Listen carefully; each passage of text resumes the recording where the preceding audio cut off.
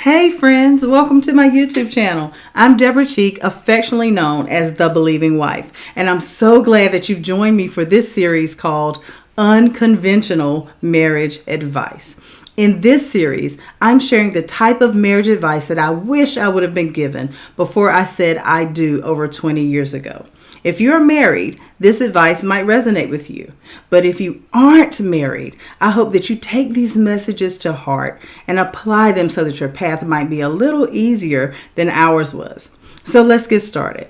I want us to take a moment to think about weddings. They're beautiful, aren't they? But you know what? Weddings require lots of work.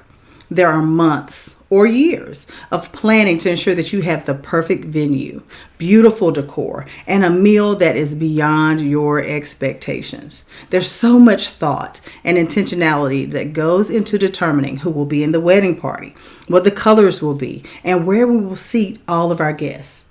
Then there's the discipline that comes with a wedding. Think about it: budgeting, scheduling, and sometimes disciplining our bodies so that we can still fit in that dress we had tailored all those months ago. For some reason, we're fine with the effort that goes into the wedding. We celebrate it, and in many ways, we expect that there's going to be a lot of effort, a lot of planning, a lot of time that goes into a wedding. But somehow, we forget that marriages require just as much effort. So my advice for you today is to plan to put effort into your marriage. That's right, intentionally plan to put effort into your marriage just like you did your wedding. I know when we get married, we think that our marriage won't really need a lot of effort. After all, we love each other, but it will. Over time, if we don't apply intentional effort, we will start taking each other for granted. We'll start overlooking all those things we loved in the first place, and we'll end up being roommates rather than two people who have a thriving relationship. So tonight, I want to give you 3 ways that you should plan to make intentional effort: time, truth, and talk. Here we go. We should be intentional in our efforts around time. Think about it. It's amazing how much time we spend together while dating. We look forward to that time together. We plan for it. We block it out on our calendars. We are intentional.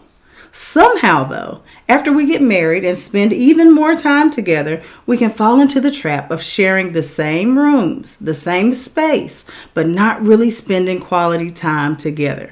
We can sit across from each other at the same table and not really engage with each other. So we need to make an intentional effort to spend time together. We need to incorporate maybe a weekly date night or time with each other without our phones in our faces, or watching a movie together without distractions or even the little people around. We need to come up with a few minutes of time together just so that it's the two of us. Maybe it's when we first get home and check in with each other, or we sit down and make sure we share a meal together. We do something intentionally that fosters our time together. Whatever method we choose, it's imperative to the health of our marriages that we spend time together. That's how we got to know each other in the first place. And that's how we're going to continue to grow in our knowledge of each other. So we have to be intentional about planning time together. Let's talk about intentional efforts around truth. Healthy relationships are built on truth, and it takes intentional effort to live an honest, transparent life. Most of us wouldn't outright lie to our spouse, but sometimes we aren't completely honest. Dishonesty creates cracks in the foundation of our marriage, so we have to make the effort to remain truthful and transparent.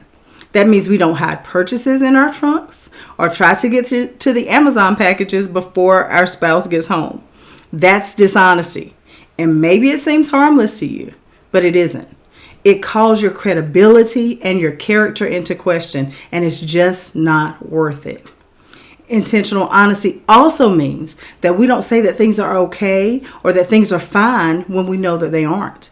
That might mean we need a minute before we're ready to have a discussion, but we still have to have an honest conversation when we're ready to talk, even if it's uncomfortable. So we have to cultivate an atmosphere of truth and honesty where we're able to share our feelings in a way that it can be heard. So we have to be honest. The third way that we have to be intentional in our effort is around talking and communication. You've heard it said that communication is key, and I believe that it is.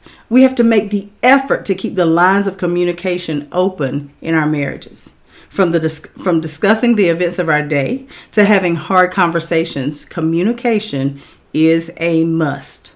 Silence in our marriage is deadly. Our silence gives space for our minds to fill in the blanks. We start thinking, maybe he's not talking to me because he's upset, or maybe it's because he's unhappy, or maybe something's wrong. Our minds come up with all sorts of scenarios when silence is at play. So the best way to clear up the confusion, the best way to not have to wonder what's going on, is to have a conversation. If we have clear communication, we can silence the worry and fear that tends to pop up.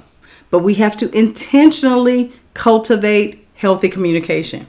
That means we have to know how to disagree and still communicate. We have to be bold enough to address hard topics, but we can't allow distance to grow in our marriages. And the best way to keep that from happening is fostering an environment of clear communication.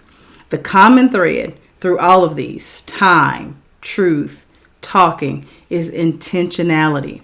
It's intentional effort.